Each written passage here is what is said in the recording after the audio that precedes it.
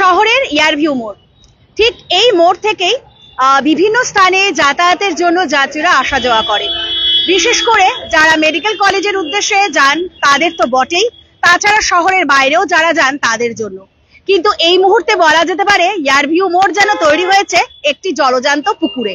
হ্যাঁ, কেন বলছি, এই দৃশ্যটা বোধহয় আমরা ইয়ারভিউ মোড়ের বেশ 2-1 বছর থেকে দেখে যাচ্ছি একই রকম ভাবে। ইয়ারভিউ মোড় অর্থাৎ যেই জায়গাটায় সব সময় আমাদের যে কোনো, যদি বলি আমাদের কার্নিভাল, পুজোর কার্নিভাল, কিংবা 25শে ডিসেম্বরে কোনো অনুষ্ঠান, কিংবা আমাদের শহরের যে কোনো অনুষ্ঠান যেখানে এই ইয়ারভিউ মোড়কে ঘিরেই হয়ে থাকে, বা এটা একটা আমাদের প্রধান কেন্দ্র আমরা বলতে পারি, সেই জায়গায় দাঁড়িয়ে ইয়ারভিউ মোড় যেন তৈরি হয়েছে একটি পুকুরে। এভাবেই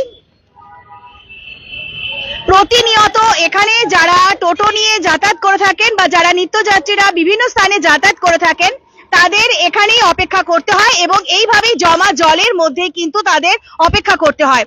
আর যদি বলি যে ইয়ারভিউর এই চত্বরটি কিন্তু ভীষণ গুরুত্বপূর্ণ, কারণ এটা হিলকার্ট রোডের সঙ্গে যেমন একদিকে রয়েছে, ঠিক তেমন এটি আমাদের প্রধান যে রাস্তা রয়েছে সেই রাস্তার সঙ্গেও কিন্তু এটি যুক্ত রয়েছে।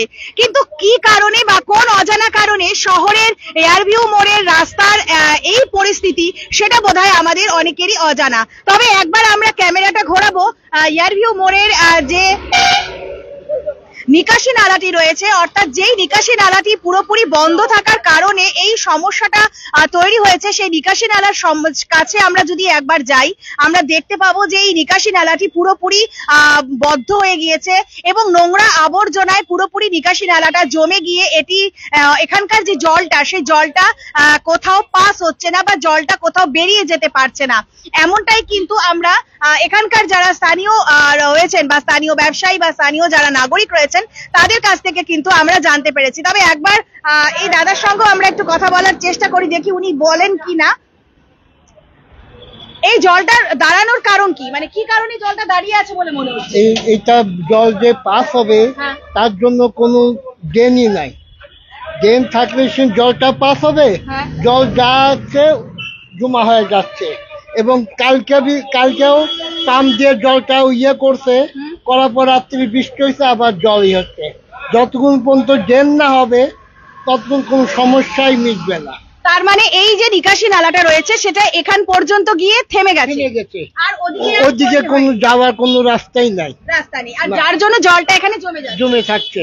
এবং এই নিকাশি নালাটা কি প্রতিনিয়ত পরিষ্কার করা হয় কর্পোরেশনের? না, এমনি এসে উপর থেকে নোংরা নিয়ে যায় গেলে করে, কিন্তু ভিতর থেকে করে। কিন্তু করলে কি হবে, জল যাওয়াতে একটা রাস্তা গতি, সে গতিটাতে নাই। একটা যদি বাঁধ দিয়ে তৈরি করে দেয়, সে বাঁধ করে কি জন্য, যাতে গ্রামে জল না ঢোকে। কিন্তু এইটা তো সেরকমই বাঁধ করেছে যাতে ওই পারে জল না যায়। কারণ এটা গত 3 বছর ধরে একই রকম অনেক সমস্যা। এটা পাইপ দিয়ে ওরা গেলি আসে, জল টানে করে, লেবার 2-3টা লেবার আসলে কি হবে, জল যাওয়া একটা তো রাস্তা আছে, সে রাস্তাটা নাই, যার পরে জল জমে যায়। বাড়িতে দেখেন একটা বালতির মধ্যে জল রাখেন, ওই জলটা সব সময় থাকবে, একটু ফুটা করে দিন, দেখবেন জলটা আস্তে আস্তে বাইর হয়ে যাবে। এটাও সেই যেই মনে করেন বাড়ি আর ড্রেনটা একই হলো, কারণ যাওয়ার তো রাস্তাই নাই কোনো। আর সব দোষ হয় আমরা নোংরা পারি, কিন্তু নোংরা তো সব ড্রেনেই আছে। ওই ড্রেনটা নোংরাটা রানিং এ জল চলে যায়, টের পাওয়া যায় না। আর এখানে কোনো যাওয়ার তো রাস্তাই নাই, একটা কাগজ ফাড়াবেন, কাগজটাই থাকবে। সুতরাং তাই বলার কিছু নাই, দোষ হবে আমাদের, আর কোনো বলার কিছু নেই আমাদের। ধন্যবাদ আপনাকে। আমি আরো একবার এই যে নিকাশি নালাটা যেটা রয়েছে সেটা একবার আবারও দেখাবো আমি, যে এই যে জায়গাটি অর্থাৎ এই নিকাশি নালাটি এখানেই বন্ধ হয়ে গিয়েছে। আমরা একবার ওই সামনের দোকানটিতেও একবার যাব।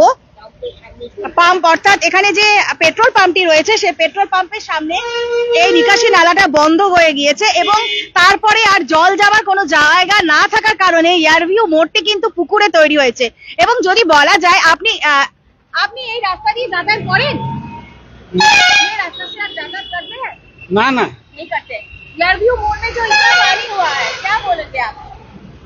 क्या होता है?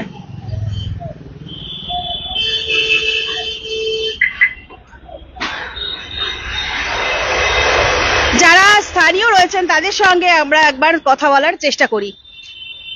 বললাম এয়ারভিউ মোড়ের ওই জায়গাটা যেভাবে জল জমে আছে এবং আপনার এখানটাও বোধহয় জল জমে আছে পুরো দোকানের পাশে, পুরাই জমা আছে, পুরো জমা আছে। তো এটা কতদিন থেকে এইরকমই অবস্থা? 2-3 বছর তো হয়ে গেল। হ্যাঁ 2-3 বছর। তো কেন মনে হচ্ছে জলটা কেন জমে থাকছে এখানে? ড্রেনে সব জাম আছে, ড্রেন জাম আছে। ড্রেন জাম ওখানে। নিকাশি নালাটা কি এখান থেকে বন্ধ? তা তো জানি না, কিন্তু মেন তো জায়গা, এটা জলের জায়গা। হ্যাঁ, এটাই বন্ধ। এখান থেকে ওই মাথা অবধি বন্ধ জলটা না আছে। যায় এখান থেকে অবধি, যদি না যায় তাহলে কি করে পরিষ্কার হবে বলো?